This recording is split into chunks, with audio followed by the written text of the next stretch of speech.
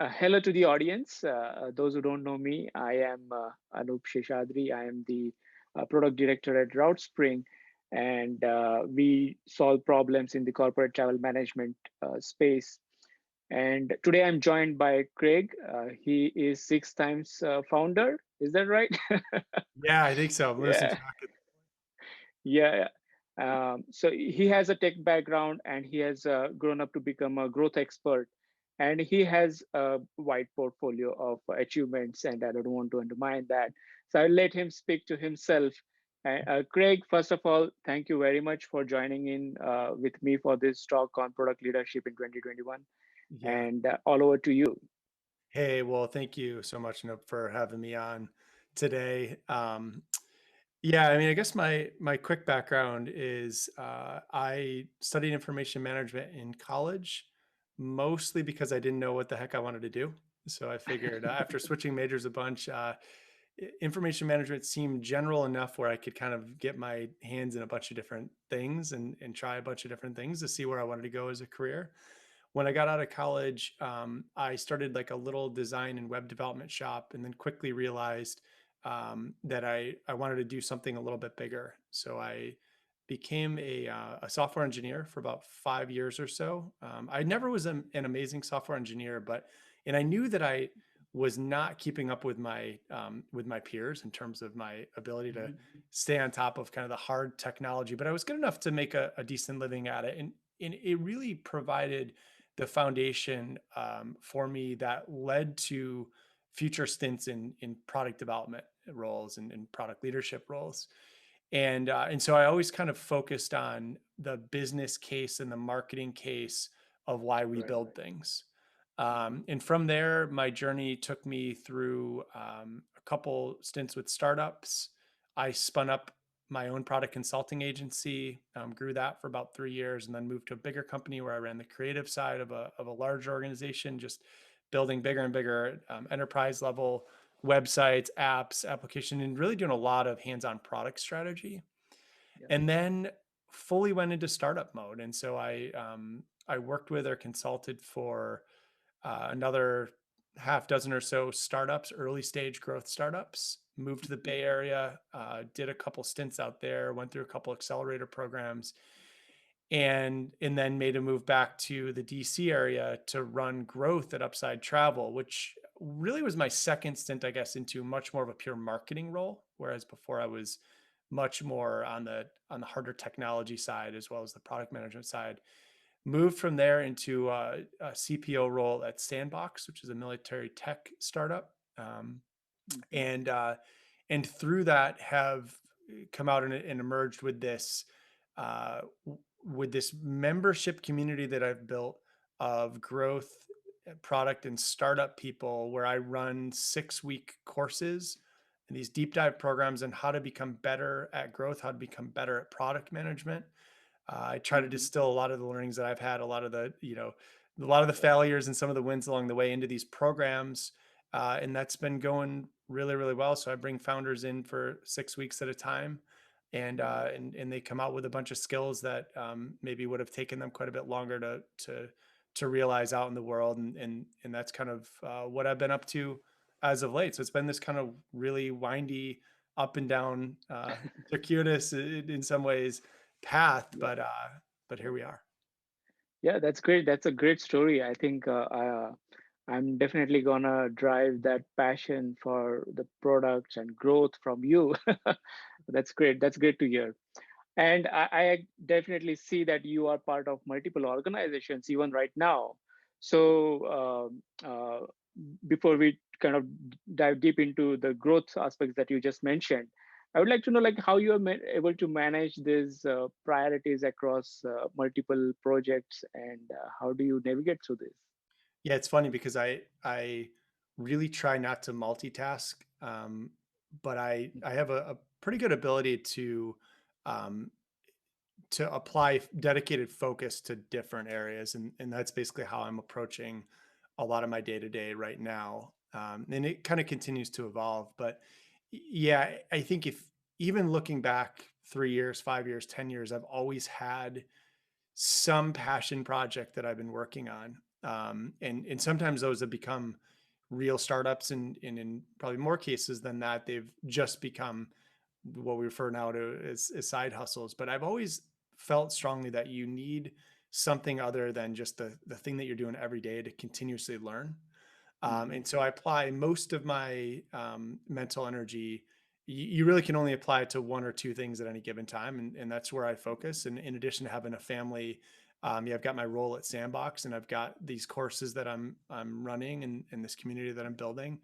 And what it means is that there's much more integration from a work and life balance standpoint, and there's weekend days where I'll pull hours to kind of make up time in one area or another. But so far, so good. I think the real challenge, regardless of like the number of things that you're working on or what you're doing, even if you're in a particular role in an organization, is distractions will just completely crush your day. Meetings will Right. crush your day, and distractions will crush your day. And so what I've found over the course of, again, just a lot of ups and downs with this, and some failures along even how I manage my own time, is that I tend to like to go really, really heads down in a very undistractable, uh, work sprint with whatever Hmm. I'm doing. And when I'm able to do that and kind of channel all the energy into uh, my goal at that time, then I can be a lot more productive. And so that includes turning off the phone, not having social media up, turning off notifications, making sure that I have enough space in my life to be able to Right. provide for that dedicated burst of energy that I'm going to apply to some particular problem. And I found that that's a really good way to split it up, especially as all of us are here working from home. I've got Yeah. one of my kids is homeschooling right now. My wife is teaching Right. him, and Right. everything's a little bit crazy, right? So just find the That's true. focus area and just dig in. That's true. That's true. Yeah, there are so many distractions if you really if you're not able to manage it. And with the technology, I think everyone wants to pick your time. So it's great to know how you kind of turn off the notifications and keep yourself focused. And great, great. That's a uh, good way to remain focused and a good advice on managing the multiple projects as well. Now, you mentioned about growth and providing courses on that. Can you talk a little bit more about it? And uh, considering that the audience, most of the audience would be product leaders, product Yeah. managers who are now working remotely, and maybe they have some opportunities for these things, and what exactly you do there. Yeah. So let me explain, I guess, what I'm doing with these programs, then I'll back up and explain how I got here. So, in a nutshell, what I offer are training programs for mostly for startup founders and kind of early employees who are in growth stage startups. So, generally, about 50% of them have raised money, 50% haven't raised money. Many of them are planning to raise money, and they're all in this spot where they're trying to get more traction for their idea and grow their startup. And what I've found prior to starting these programs was I had a couple hundred conversations actually with founders of startups, and having been a multiple time founder myself, I understood what many of the different pain points were kind of post building the product, right? So you build the Mhm. product, you're a product manager, you come in, you get your job done, you build this great product, but really that's the starting point for Right. your organization. And what I had seen was that two things. Number one, many startups built something and expected people to come to it and experience value, but they didn't know how to get started. And two, the advice that they were getting on how to actually approach that often just was not correct, right? I would see advice that would say, well, just go spend all your money on hiring people to write content, and you don't want to spend money on paid acquisition, or you want to spend all your money on paid acquisition. You want to do radio ads. None of it's a one size fits all. And what I realized after talking to so many founders, and by the way, I do this through the Growth Mentor platform. So I've had over, I think, 150 conversations on that alone. Usually they're quicker calls where founders come in with questions, but then just experiencing the kind of the network effect of doing that, plus advising and doing a little bit of investing with startups and just talking to founders all the time, was that really there wasn't a framework for founders specifically Hmm. around how to grow their startup. And Right. I try to I try to blend a marketing role and a marketing function, which is how do you get customers into your product? How do Right. you you know, how do you get your awareness out there more? How do you get in front of more people with the product aspect, which is how do you attach value to the user coming through? How do you keep them sticking around in your core product metrics? And actually, like when I kick off these programs, a lot of what I focus on is how we actually approach product development. And I like to Mhm. start with the basics. And the way I generally think about this stuff is that a lot of us have a concept in our head of what we want to do when we build something. And so we build it and Yeah. we put it out there. And then we're surprised when maybe the feedback isn't as positive as we thought it was going to be, but we just spent 6 months building. So I like to take Right. this integrative approach where you've got a concept, call it your core product backlog, but then you've got data that you're capturing from experiments and marketing campaigns that you're running to try to get some traction in different areas so that you're Mhm. actually getting the product in front of real users as early as possible. And it's the Right. intersection of those two things where I think the magic happens in a pre-product market fit startup. And even when you get into growth mode, when you apply this holistic view of a product backlog and you ensure that you're building the right feature for the right audience at the right time, Yeah. that's where you really have lightning in a bottle. And the fastest growing companies figure out that the way they build product is actually a little bit different than your legacy business, right? Where they're really Right. embedding that culture of growth into their product org. Right.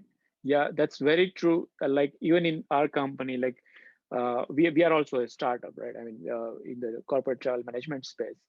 Like as we grow, we see the challenges on what framework to apply, how to prioritize certain features, because there we can digress to a completely different direction, and it may not make sense in Yeah. the growth of the company. So it's pretty tricky on how to prioritize certain things and how to manage the backlog and make sure that the users are staying put with what they want and what we provide them. That's great. Yeah, Yeah, and I yeah. think like so the growth role is interesting. There's a lot of chatter right now, like on LinkedIn and other social channels about what is a growth team, what does a growth team do. I was just on I'm in this like mastermind community with very high level marketers and product Mhm. managers, and we had this heated debate on even is the growth role obsolete or is it just emerging? And there's kind of Mhm. multiple ways to look at it. And the general Right, consensus is that growth is something that all startups need. And it's a role that really needs to be cross functional. right, And it's interesting because I think that the case studies that you look at with the Ubers and the fast growing Silicon Valley based startups, and there's some globally, but it's mostly that is Mhm. really a focus on these autonomous growth teams. But that doesn't really work for everybody either. So we're in this transition, I think, between the silozation between product and marketing. I think they're starting to blend right, together more, and they need to. right. And Yeah, that's what excites me about being at this intersection where I've got this background in product management and I've got the experience with yeah, marketing. And I yeah, think the role of the growth product manager is actually one of the more fascinating roles that's emerging because you really get to right, dabble in both sides of that business. You kind of have to have right. your fingers in everything. Yep, I agree.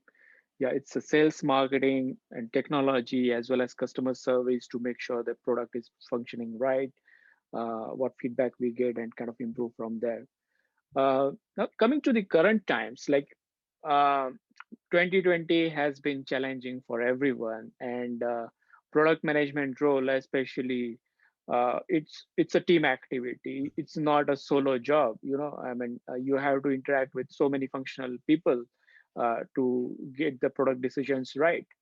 Um, from your experience in this growth university, like how has been your journey in 2020, and what steps are you taking for 2021?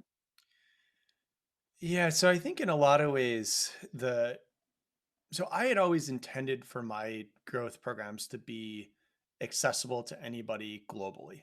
So I actually firmly believe that there needs to be more entrepreneurship, not less, more democratization of uh, the learnings that go into building a startup. And and I think what's interesting too is that you see the rise of like the no code movement, for example, which Right. is really enabling non-technical people to build stuff and build subscriptions and get it out there. And I'm just blown away by some of the amazing stuff non-technical people are putting out there. And it really is kind of democratizing kind of who gets to do what, right? Which is awesome. Right. The interesting so I think that was already happening. With COVID hitting, I think people have lost some of that sense of community, which I think in some ways the pandemic has acted as an accelerator for cohort based communities, more membership communities where there's Mm, groups of people getting together, not just within an organization, but people lost the ability to go out and hang out with friends after work or socialize or go to right. games and do all the things that they wanted to do or they want to do, Yeah. and they have more time. And I Yeah. think Yeah.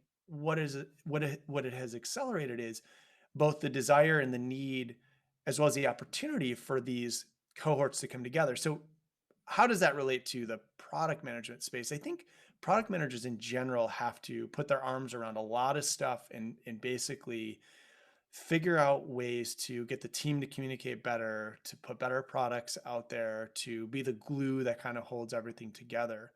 I think in the industry in general, you're seeing it within organizations where PMs and founders are trying to figure out how to navigate this kind of new world order where there's probably going to be much more of a shift to remote work. We're already seeing that. A lot of offices Yeah. have closed their office. I think that's going to continue to accelerate. I think there's going to be more flexibility in the workspace, which is going to open up more potential for side hustles and side gigs and things like that, and more entrepreneurship in general.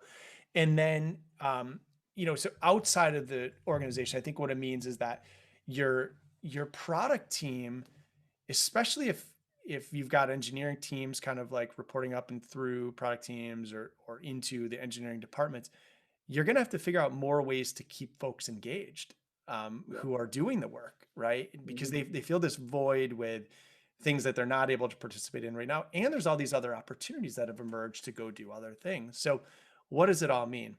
I actually think that it means that product managers in general have an opportunity to step up their game and be really great communicators and to really tie together different parts of the organization to facilitate more communication and building better stuff and building that community within the organization. I don't think it's their role solely to own that, but I think they're going to be big contributors.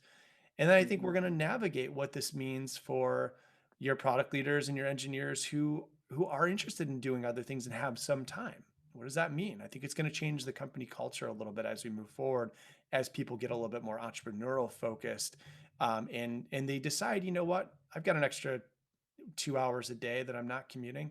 I'm going to go contribute to some other project, or I'm going to go learn something else, or I'm going to start my own side hustle. And I think we all have to navigate that together. But I do think that the product role is kind of at the intersection of all of that. Right. Right. Yeah. So in terms of like decision making from a leadership perspective in this scenario, now the teams are mostly working from home remotely, and the communication, you said that the in-person communication is different, and then remote communications is a lot different. So in terms of like from leadership perspective, how do you see is the things are changing on how we make decisions, and how to make better decisions? Yeah, I mean, I think it's challenging and it also presents an opportunity. So one of the concerns that I've always had with kind of like the office culture and decision making in organizations is if you if you have any kind of hybrid model where Mhm. not everybody's reporting into the same place, for example, there's an element of like missing out. The rest of the team is kind of Yeah. missing out on what the executives are talking about or kind of what the planning process is. So I think there's even more onus now on executive teams, leadership teams to make sure that the communication side has been ritualized to a point where people feel like they're in the loop. I think interestingly as well, while I think there's challenges with that kind of hybrid, and we'll see where it goes with the hybrid office remote culture, I do think that you basically had a situation where almost every company in this kind of like, service sector, product sector, was forced to go remote. And so the communication was forced to go online, right? And, Yeah. Yeah. certainly not every company is getting this right, but what that Yeah. did do was that it basically leveled the playing field, and uh, and I think presents opportunities for leadership teams and product leadership teams to standardize the communication processes uh, across the org in a fully remote scenario that works for everybody, right? So at Sandbox, what we figured out is we do kind of a ritualized every Monday morning. We'll do a company wide all hands, right? Hmm. Where we're communicating the high level goals and the vision and the numbers and all that Right. stuff. And then individual teams generally will have weekly meetings, um, where we're doing a deep dive in some of the subject matters where we're working. And then there's a lot more asynchronous communication happening. People have different schedules. There's people juggling pickups and drop offs with kids. There's people with kids at home. There's, folks who are in a small place, and you and your spouse or you and your roommate are both working, and only one can be on the phone at the same time. So, Right. so it's been really, really challenging from one angle, but on the other angle, I think it's actually made it, um, in some ways easier because everybody is remote and everybody's in the same boat. And so it forces Hmm. your hand in terms of stepping up your game to be a better communicator. I think the tooling, is important. So, like, Hmm. what communication platforms are you using?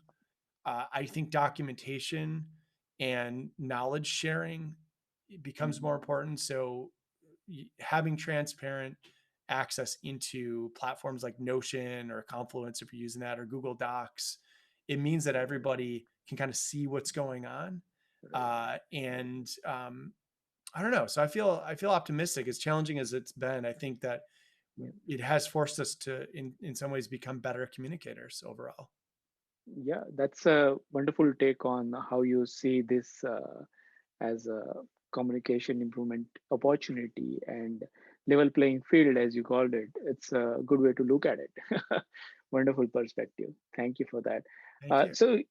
In general, like in the audience, I'm sure there are many entrepreneurs, many product leaders, and upcoming product managers as well.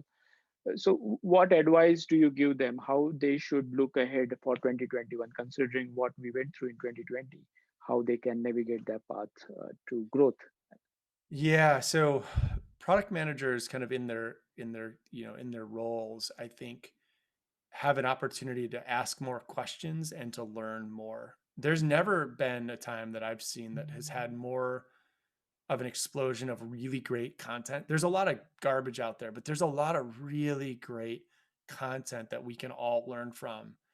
There's course Mhm. platforming. There's stuff that folks like me are doing. There's lots of really smart people doing cohort based courses. There's newsletters that have popped up about how to become a better product manager. There's on demand content that you can take. There's virtual summits and events happening. There's interviews like this. So I think in general, my takeaway and my guidance to maybe kind of mid level product managers is soak it all in.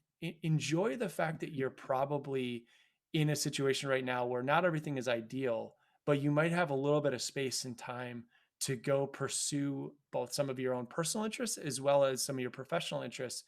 And everything is available online now. So sign Right. up for things, right? Take the course, sign up for the newsletter, read the content, listen to what somebody has to say, get on podcasts, just learn, learn, learn, ask questions. I just don't think that there's been a better time to bring that curiosity to the role. People have space and time to do that right now. They're not sitting in traffic, right? People Yeah. are, it's a different type of stress, I think, that a lot of people are feeling. But one aspect of stress has gone away around, like, that proximity and the logistics of just getting into the office every day. So I think if you're a product manager, soak it all in. There's never been a better time to consume high quality content that's going to help you become a better person in your role, and perhaps set a goal for yourself to do some of your own thought leadership and give back to this community that you're receiving value from. And you know, I got my start doing that with just by doing mentorship calls with people. So I've Hmm. always had trusted mentors and advisors whom I go to ask advice Right. and ask questions. Right. Hmm. And then I got on the other side of it, and I try to do 3 or 4 of these calls a week where I just talk to founders and answer questions and help guide them along the way. Do that stuff, you know, be the Right. mentee or the mentor, but get out there and talk to people. You'll feel less isolated, and it'll force you to step up your game. Yeah, nice, nice. I think, yeah, that's a wonderful advice. People need to make the best of this opportunity. People have less distractions from Yeah. where we started off, the traffic and drive and commute, and then whatnot. So there are less distractions considering the times. However stressful, I think we should take the opportunity to learn something new and kind of drive from there, Yeah. right? Yeah. Absolutely. I think that's the right way to look at it. You know, there's there's entire industries that have been disrupted, and there's been a lot of unfortunate outcomes. Yeah. But on the other side of that is, I mean, even some of these conferences that have shut down, there's been this emergence of just these platforms where you can go now and just consume. And yeah, so that's what I'm really optimistic about. I think as we look at 2021, I think that's actually changed our behavior a little bit. I think the curious aspect of what product managers do and their intellectual curiosity, I think Mhm. has always been there. I think it's been accelerated in 2020. It will continue through 2021, and I think I like to hope that we've forever been changed on a positive side because of that, where we are able to go and just learn and do more of that. Right. And through this, I think tech products have gained more traction Yeah, to solve many problems digitally. So I believe this is a great opportunity for tech managers to kind of step up. And absolutely. right, yeah, yeah. All right, Greg. I think it was a wonderful conversation with you. Thank you for joining this talk, and we learned a lot from you. You're so welcome. And Thanks. you have a great story. Yeah, Thank you. really appreciate you having me on today. Thank you so much.